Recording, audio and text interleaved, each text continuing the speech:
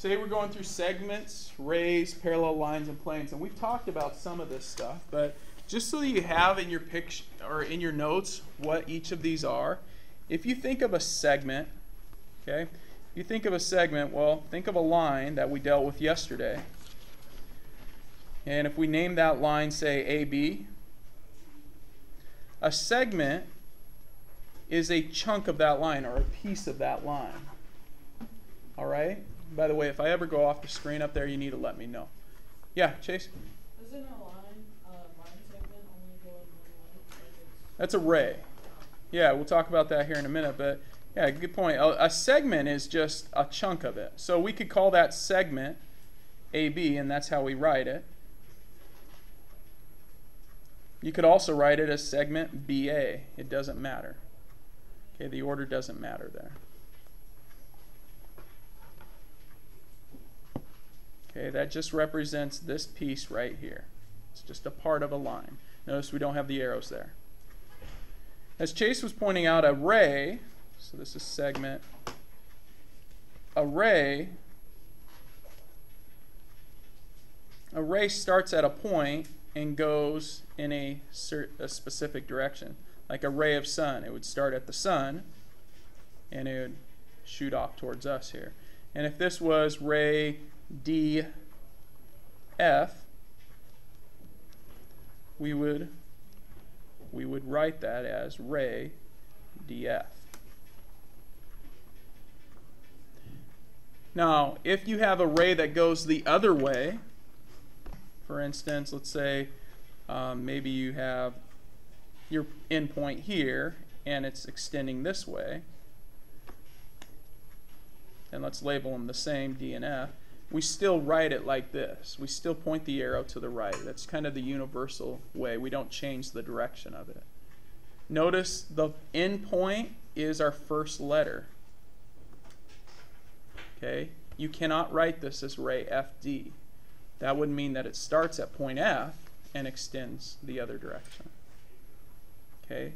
So you have to start, the first letter has to be the endpoint of your ray. You have to start with that letter. Now, if I had opposite rays would be rays that have the same endpoint but extend in opposite directions. So maybe we have that. Ray DF and ray DE are opposite rays. I'm starting to write really crooked here for some reason. I don't know what's up with that. Yeah, it would make a line. Good point, yeah. It'd make a line. Yep.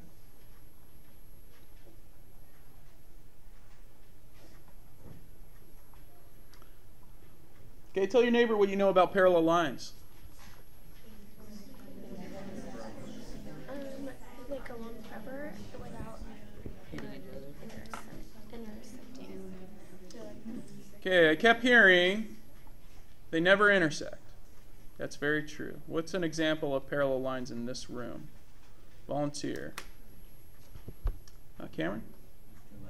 The lights. Okay. Yes, ma'am. What's your name again? Rory. Yes. The edges of the desk. Good, Rory. I need your book number, by the way, I think. Okay, so if you could just bring it, just write it on your planner next time you think about bringing it in to me. I don't think it got filled in the first day. Thank you, Rory. Bethany. The bars, good. Skis? Yeah, I don't have skis in here, but for sure. Yeah, skis. And they better stay parallel, right? Yeah. Otherwise, we have problems. Oh, you stopped them? We got a skier, man. I don't know anything about it. Okay, good. So we got parallel lines. We mark that like this. We put an extra little marking in there. That's the marking for parallel. If we called this line A and this line B, we'd say A is parallel to B. We use those little markings in between. A is parallel to B. Usually these are a little longer than the letters. So they... Okay. Skew lines. Skew lines. Skew lines are lines that exist in different planes and don't cross. So they're lines that never cross but aren't parallel. That's another way to think about it. So like what we were talking about earlier in class, our countertop and then the line across the back, those are skew. Okay? The light right here and the chalkboard tray, those are skew lines. They'll never cross. They'll never intersect. However, they're not parallel because we can't lie that board across them. Those are skew. Okay? I don't know how to draw a good picture of that. Sorry. Parallel planes. Hey, Chase? Do you like draw a cube, like one line on the bottom? Oh yeah, that would be a good way to do it. Good thinking of that. Hey, let's draw a cube. Everyone know how to draw a cube? Got Chase cranking out the cubes here. Let's do it. I'm drawing it in pen, which is extremely dangerous. This will not be a cube. This will be a rectangular prism. All right.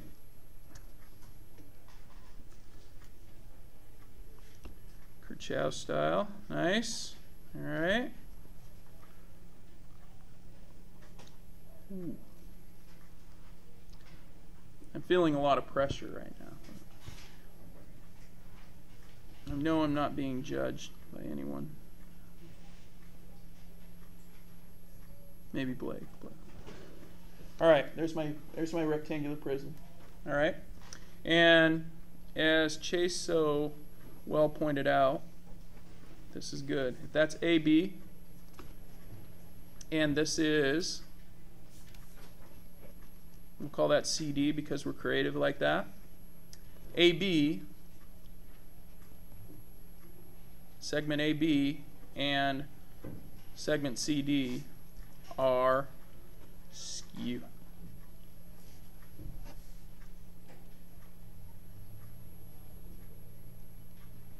Chase, that was a good call, man. I'm impressed. Okay. Very good. Parallel planes. I'm not talking about airplanes. None of these planes. It's my stick figure plane. It's way up there in the air. That's why it's so small. Okay. Parallel planes.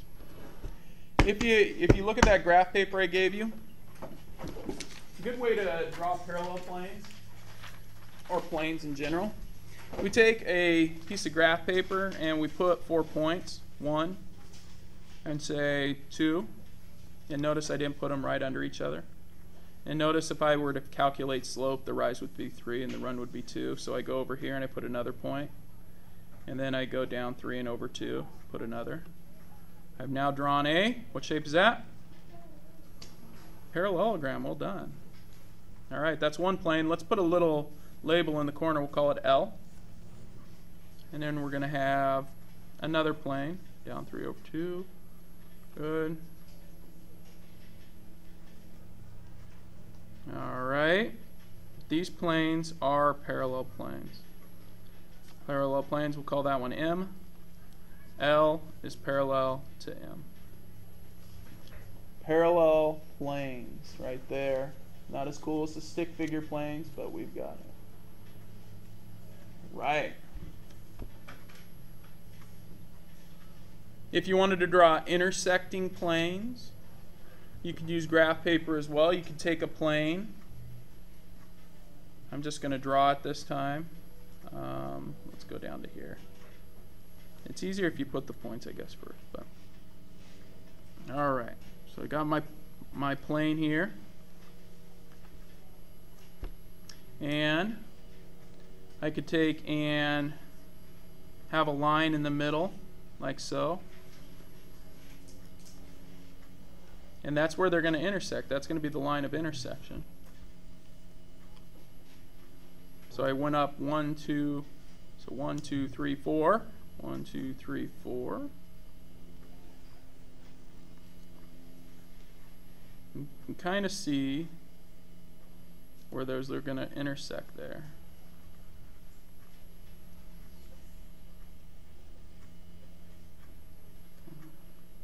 And I'm going to put a dashed line here to show that we don't see that. Okay. I guess we wouldn't see that either, but I used pen. But those are intersecting planes. That looks pretty cool. You go home and draw those and put them on your binder for English. Okay. Questions? All right. Very good.